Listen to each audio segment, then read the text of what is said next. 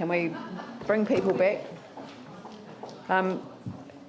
Just as we set the meeting back up, I want to seek the leave of the committee to deal with agenda item number 21, which is the report of a meeting of the Akaroa Wairewa Community Board meeting of the 21st of November 2013, as Pam Richardson, the chair of the said community board, needs to leave. So are there any objections to that course of action being followed? There appear to be none. And so I will now move to item 21 and invite Pam Richardson. Welcome, Pam Richardson, to the council. Considering my request, I do have a busy morning and a busy day ahead of me. But I just had a few comments that I wanted to introduce first, and that thanks very much, sincerely, for the visit that the Mayor, Andrew Turner, and Yanni made before Christmas to our community. The reception in the street was absolutely amazing. In the chemist shop, wherever our Mayor went, she was well received, and the community really value having the mountain coming to the little molehill. It was very well received, so thank you for that. And it's important that our team is actually seen in our community. We're delighted with the progress that you have made with the Gaiety Theatre or the Gaiety Hall and that process, and hope that the community will be able to be involved with that as volunteers, and we look forward to dealing with that. I must say that the live screening is very valuable for us as a community that are not here all the time and have access. I actually sat in Wanaka and watched what went on that live screening on that particular day. So it is very useful. Your holiday. Well, I was dedicated to the cause and just wanted to see what was going on. But it is important, I think, and it is valued by our community as they look at things that are going on. But there are a couple of things just that I want to mention from the minutes. And at 4.4, this is just about the bowling club and flooding. But we are increasingly getting a number of concerns about the flooding issues in Akaroa as a result of high rainfall events coming off the hills, and we need to be able to work with our communities to find resolutions to things. But it also goes much wider than that, and climate change may be, but it is also impacting upon our coastlines, and we're seeing a lot of our coastal roads being eroded away. But that's an issue that needs to be addressed. And along with that are the seawalls, and we have a number of historic seawalls that we would like that looked at down the track. Another issue that is of quite concern to us as a small community is the amount of documentation behind running events. And as you see on 4.5, we had an event that was put off because the costs involved, the documentation was very difficult. Was only for about 6 boats on the recreation ground in Akaroa. So we are planning on having a seminar to deal with that. But I'll just highlight that some of the decisions that are being made by the events team and other things for small things in rural communities are seeing that we're having to cancel them because we can't actually deal with it. But we will find a way of working through that. And finally, I'll just say that 18 cruise visits to go. Great to see that the freedom camping issue has been addressed for our community, because it is a continuing concern outside the council office, the portacom on the boat rigging area. There's 20 caravans in the morning, and they even tie their clothesline to part of the portacom of which our council staff work out of. So they're like camping ground operators down there, but we do acknowledge that you're addressing that issue. So those are just a few things I'd like to add. Thank you, Mayor. Thank you, and I'd like to begin by simply, thanking you on behalf of myself, Andrew Turner, and Yanni Johansson for an incredible display of hospitality when we went to Akaroa. We had a fantastic day. The weather was turned on for us as well. We were able to watch the cruise ships unloading, so that gave us a real sense of what Akaroa has been, dealing with in the light of the closure of the port to cruise ships, although I did see a cruise ship in Littleton the other day, so that may be the beginning of a change there as well. And it was a very expensive trip for me personally, because I went into the Pearl Gallery, but it will be. But that was a very worthwhile visit as well.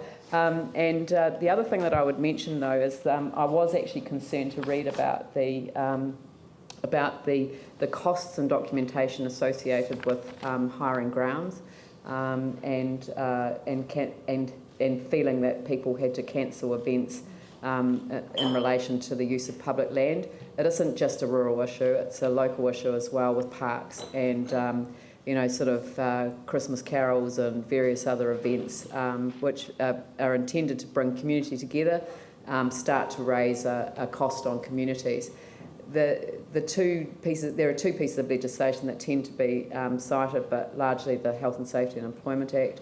And certainly I think that this council would like to have a look at whether, in fact, some of the risk-averse behaviour that we see in some areas could in fact be addressed by, if it is seriously an issue under the Act, maybe we need to be thinking about approaching government around some of the relaxations around things that don't really have a major risk associated with them. Sometimes legislation is cited, but in fact it's an over-compliance, and it's not something that we should be addressing. And I think in rural communities people would rather ask for forgiveness than permission. So I think that your comments have been well received, and I think that this council will want to follow that up further on behalf of all of its district rather than just the rural side. Yanni Johansson.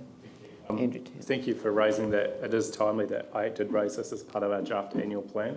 So we have asked staff to actually look at, I think, this whole issue, but it would be really helpful for us if you could encourage people making submissions to the draft annual plan when it's out, and also providing us with real tangible examples of, the cost of the extra things that we're requiring, so that we can really fine-tune it to ensure that we can get these events happening without having these barriers in place. Andrew Turner. Thank you, Pam. And yeah, just to echo the Mayor's comments, thanks to the whole Akaroa community, in fact, for hosting us to a great day out back in December. Certainly a great start to what for some of us were Christmas holidays. So thank you very much indeed for that. And also, it's been a pleasure to support the early return to use of the Gaiety as well. Just coming back to your comments on the cruise ships, obviously the Mayor and Councillor Johansson and I were fortunate to be there on a day when there was a large cruise ship in, and we were able to see the way that Akaroa worked on those days. Are you able to make some comments on the way that the cruise ship season has run this year? Any issues there have been, or any things that have worked particularly well?